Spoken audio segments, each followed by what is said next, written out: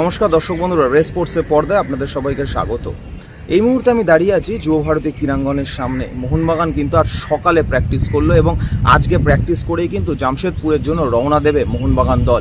এরপরে জামশেদপুরে গিয়ে JRD tata কমপ্লেক্সে কিন্তু মোহনবাগান প্র্যাকটিস করবেন এবং তার জন্য কিন্তু আজকেই বেরিয়ে যাচ্ছে মোহনবাগান দল। তার আগে আজকে মোহনবাগান দল কিন্তু পুরোদমে প্র্যাকটিস করলো যুব ভারতী ক্রীড়াঙ্গনের প্র্যাকটিস গ্রাউন্ডে।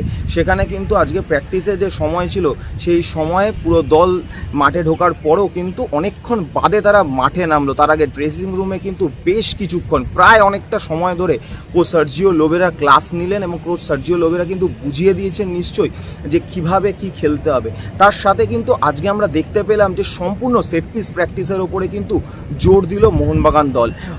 ভারতীয় দলের যে ডিউটি সেই ডিউটি সেরে কিন্তু মোহনবাগান দলের যে সকল প্লেয়াররা ছিলেন সেই প্রত্যেকজন প্লেয়ার আন্ডার 23 দল এবং মোহনবাগান সিনিয়র দলের প্লেয়াররা কিন্তু আজকে দলের সাথে যোগ দিলেন এবং তারা কিন্তু প্র্যাকটিসে নামলেন, প্র্যাকটিস করলেন পুরোদমে। আজকেও মোহনবাগান প্র্যাকটিসে এসেছিলেন আশিস রায়, তিনি কিন্তু রিহ্যাব করলেন প্রথমে কিছুক্ষণ এবং তারপরে ভেতরে ড্রেসিং রুমে চলে গেলেন। বাকি দল কিন্তু সম্পূর্ণ দল মিলে প্র্যাকটিস করলো এবং সেখানে আমরা দেখতে পেলাম যে সেট পিস নামার জন্য কিন্তু আজকে শুধু দিমি নয়, দিমির সাথে কিন্তু কামিংস এবং লিস্টন কোলাসো কামিংস দিমি তিনজন কিন্তু ধাপে ধাপে সেট পিস তুললেন এবং তারা কিন্তু কর্নার তুললেন এবং সেই কর্নার থেকে কিন্তু মূল গোল করার দায়িত্ব যে দুজনের ওপরে থাকে, অর্থাৎ টম অ্যালড্রেড এবং আলবার্তো, এই দুজনের ওপরেই কিন্তু দায়িত্ব ছিল।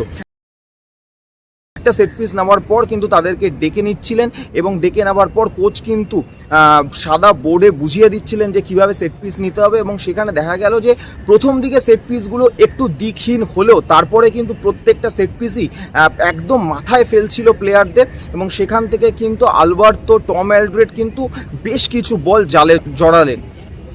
তার সাথে কিন্তু আজকে মাঠে কিন্তু বেশ কিছুক্ষণ প্র্যাকটিস করতে দেখা গেল।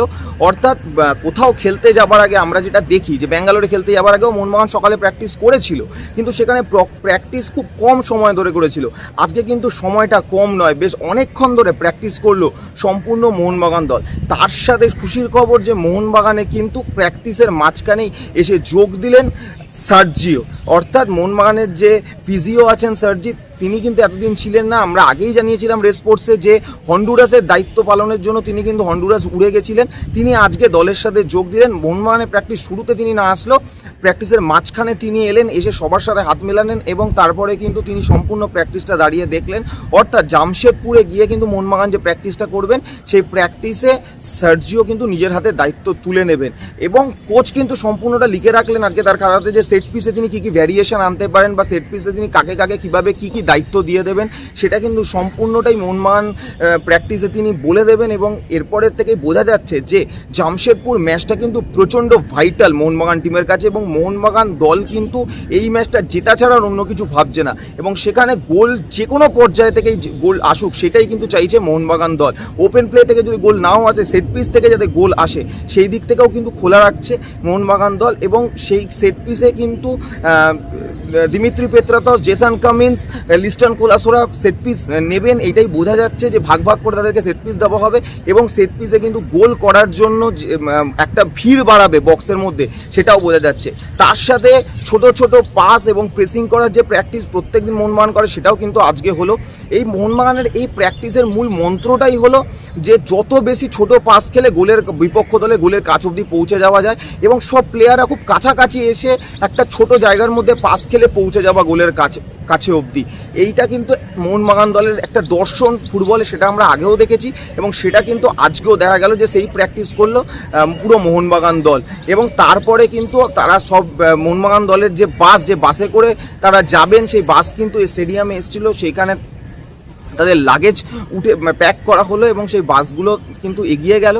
এরপরে প্রত্যেক দলের প্লেয়াররা কিন্তু তারা একসাথেই হয়তো হোটেলে যাবেন এবং সেখান থেকে তারা রেডি হয়ে জামশেদপুরের জন্য এগিয়ে যাবেন বা জামশেদপুরের দিকে এগিয়ে যাবেন।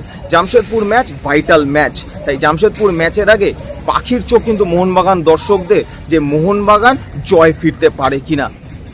যুব ভারতী ক্রীড়াঙ্গন থেকে আমি অর্পণ দেবনাথ, রেস স্পোর্টস।